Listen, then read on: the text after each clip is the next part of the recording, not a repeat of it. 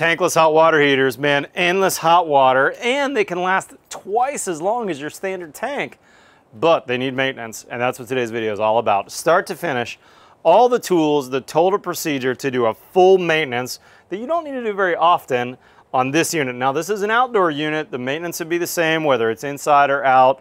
I'm going to show you the full steps. Today's build show all about maintaining your tankless water heater. Let's get going.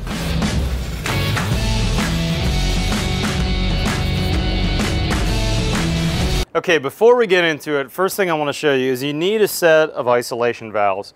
If your unit does not have these, stop the video right here, call a plumber and get this kit installed. And if you're going to get a tankless installed, be sure the plumber has this. I've seen a lot of units installed without these. You can't do this flush routine with it. It'd be a huge pain to do it yourself too. All right, now beyond that, the next thing you need is just a couple of tools, really. We need a pair of pliers. You know, these are some 7-inch from Crescent. I've got a needle nose from Crescent. You might need a number 2 Phillips depending on your model, but that's really about it. The next thing we're gonna need is a pump, because we're gonna end up using a bucket like this, just a standard 5-gallon bucket, and we're gonna flush by running either just some standard vinegar from the grocery store, or you can also buy one of these. This is a commercial flushing descaling agent. What happens is these units have a really powerful boiler. Like, I think this unit's 199,000 BTUs. That's a lot of gas. When that thing fires up, it's taking water from 60 degrees to 120 degrees like that. And when that happens, little particles of scale can form on the copper boiler that's inside here. Now, there are some of these units that come with a stainless boiler that supposedly doesn't scale up, but I would say you still want to maintain those. Now, this needs to be done pretty often, somewhere in the 12 to 18 month range, maybe 2 years if you've got hard water. If you have soft water, you're not going to need to do this very often. The soft water is going to not scale on you very much, maybe still a little bit. So you could probably go 3-4 years if you have soft water. But like me, I have a lot of kids in the house. We use a lot of hot water. I'm doing this every 12 months at my house. You can't do it too much, but if you wait too long and it throws off scale, huge pain. That's happened to me, and I've had to take off all of my aerators. I even had to take out my thermostatic because it had a screen in it. You don't want to wait too long. You want to go somewhere in that 12 to maybe 24 month range before you do this. Okay, the other expensive item that you need, this is probably the most expensive piece, but very reusable, is a submersible pump. I'll put a link in the description to these. You can get a 6 to 1/4 horsepower, something like that. You want one that's going to move some water, because what we're going to end up doing, or not water in this case, descaling agent. What we're going to do is we're going to pour that descaling agent into this bucket right here, and then we're going to take a set of hoses. Now, these really could be whatever you want hose-wise, but the easiest thing to do is to get a washer set of hoses. It's going to run maybe 10 bucks on Amazon, and what you're going to find is 2 female ends on both sides, so that I can go from the isolation valve to the bucket and from the pump to the other isolation valve, and we're going to basically recirculate these. Okay guys, step 1, we're going to turn off the power and the gas. Now, if this was an inside unit, you could hit the power off button, but since this is outdoor mounted and I've got the plug right here, let's just go and unplug it. That's going to be the easiest method. Next up, we're going to cut the gas to the unit, and we're just going to turn that valve 90 degrees. Remember, anytime a valve is in line, it's flowing, so the gas is on. We're going to turn it 90 degrees. Now the gas is off. So now I've got no power and no gas to the unit. It's a brick right now. All right, next up, on the isolation valves, you see they've got these hose bib looking connections. We're just going to unscrew those because we're going to hook our washer set of hoses up here. Now we're going to put, it doesn't really matter which hose goes where. These are coated red and blue as if I'm hooking up a washer, but we're not using that function. All we're doing is moving the solution through the tank itself. So let's hook these up. And I've got, you want to make sure you've got a rubber gasket in there so they're going to seal well. If they didn't come with a gasket, it's going to leak really bad. So make sure you've got a little rubber gasket in there. Next up, we're going to cut the water to the unit. Now, if you look underneath here, the plumber that hooked this up did a great job. Blue is your cold line in, red is your hot out. So when I turn this valve right here, this is going to cut the water to the unit. Okay, so I've turned off the city water to the unit. Next, I'm gonna turn off the hot water out of the tank to the house. So now my homeowner has no hot water, and I did tell him ahead of time about this. Okay, those are nice and tight. So the tank is now fully isolated. Okay, next on the isolation valves, you see that the red and the blue are off right now. And what we're gonna do is we're gonna turn them so they're on. Okay. Okay, and next I'm gonna go ahead and pump through the cold side. Oh, we're draining the tank a little bit. That's fine. We're just taking the water out of the tank. That's just the water that was in the boiler itself. Okay, there's going to be a little coming out of there. And you notice I've got the cold side, right? This is the cold side as if it's coming from the street. I'm going to dump that, or not dump it. I'm going to take that line, I should say, and attach it to the output of my pump. As I said earlier, this is a submersible pump. This one's about a 6 horsepower. It's really the most expensive part of your operation. You're gonna spend 75 bucks maybe for a pump like this, 90 bucks, somewhere in that range. But they're gonna last a long, long time as long as you clean it. Okay, so now what's gonna happen is I'm gonna pump whatever solution's in there through the cold side. It's gonna circulate through my boiler, and then the red one right here is coming out. And all it's going to do is just dump it into the bottom of the tank. I'm not doing anything special. Now, I talked briefly about this earlier. You can use 2 different solutions. This is just standard white vinegar. You can get this at any, you can buy this at Costco. You can buy this at your grocery store. I like that because it's cheap and easy to find. If you're a plumber, you're doing this for a living, you're probably going to use a flow aid, which is going to go a little faster. If you want to use that, go for it. You're going to spend a little bit more. I'll put a link to this flow aid in the description. You're going to have to buy this, though, typically at a plumbing supply house. You're not going to find that at your home center. That's why I'm just going to use vinegar on this install, because vinegar is readily available. Okay, we've got everything set up. Let's just double check it. One last double check. No power, no gas, no water coming in, no water going out to the house. I'm open to the pump. I'm open to the return. Okay, we're good to go. Next up, we're gonna throw some vinegar in. Now, most of the time, 1 gallon is gonna be plenty for you, but we wanna make sure that when we're pouring that in, that we're covering up the intake for the pump. And as the pump goes, I'm gonna be on standby with a 2nd gallon, especially because this white vinegar is cheap enough. You know, we're talking like $5 a gallon or something for this. I think 1 gallon's gonna do it though. Okay, let's plug our pump in, and we're gonna be running this vinegar through a loop is all we're doing here. All right, we're pumping. You can see that pump's got a lot of force too. We're really pushing the vinegar through there.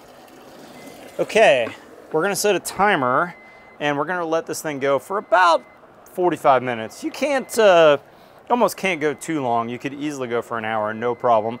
I wouldn't run it for 3 or 4 hours, but at least 45 minutes. You don't want to go just too short, because then we're not going to get a full flush on there.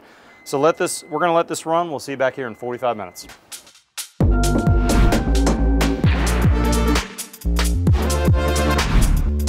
All right, y'all, it's been a hair over an hour, and we're ready to dismantle this. A couple things that you need to know about, though. There's a few tricks, so hang on with me here till the end of the video. All we're going to do is unplug this, but one tip I want to give you is if your pump doesn't pump immediately, look to see that there's not an air bubble in the pump. If it's not pumping immediately, just tilt that pump inside the water, let the air out. Sometimes that'll do it. The other thing you need to be cautious about, though, which it turns out was the issue here on this Rinnai, I couldn't get it to pump immediately. When I unplugged it, it wasn't allowing that solution to come through. When I plugged in, and it did. So I don't know if you heard that beeping noise. That beeping noise was the Rinnai way to say, hey, I've got a fault here. I'm trying to light the gas, but it's not working.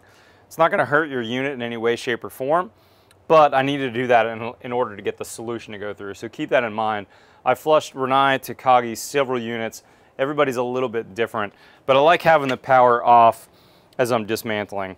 Now, next up, as we dismantle this, we wanna actually flush a little bit of water through there that's clean water. So what we're gonna do is, while the valves are open here, I'm actually gonna shut off the inlet valve. So this is on my isolation valve. I'm gonna turn that off. So now there's no more vinegar coming from the pump to here.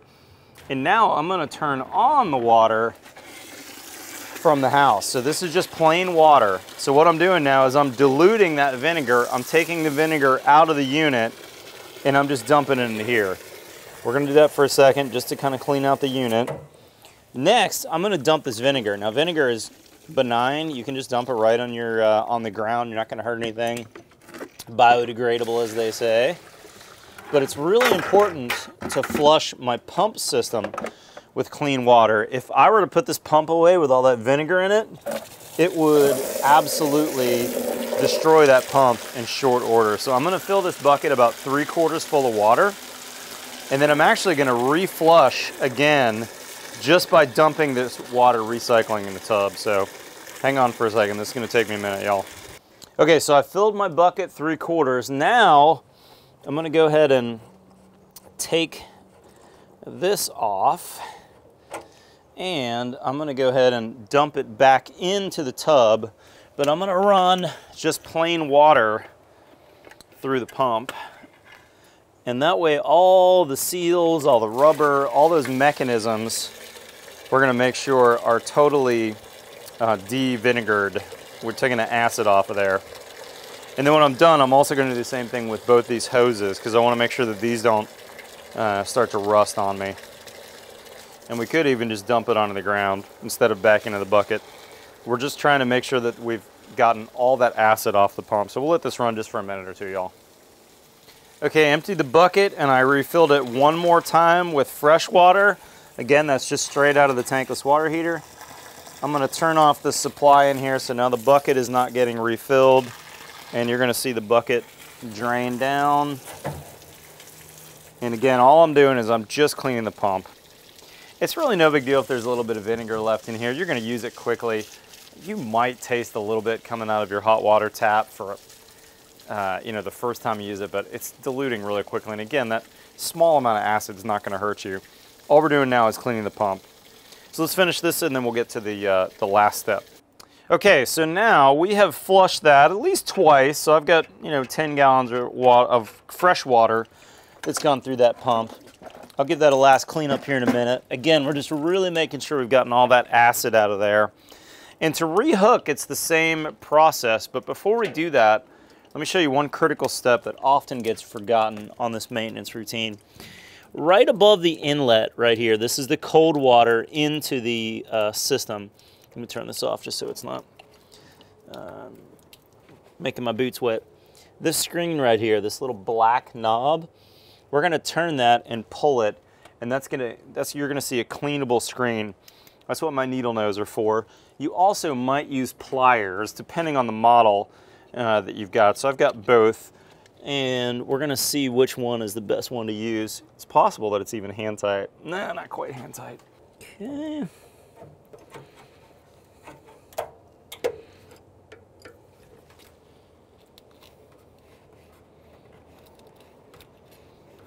I've loosened it with my pliers. Now I'm just gonna take it all the rest away with my hands.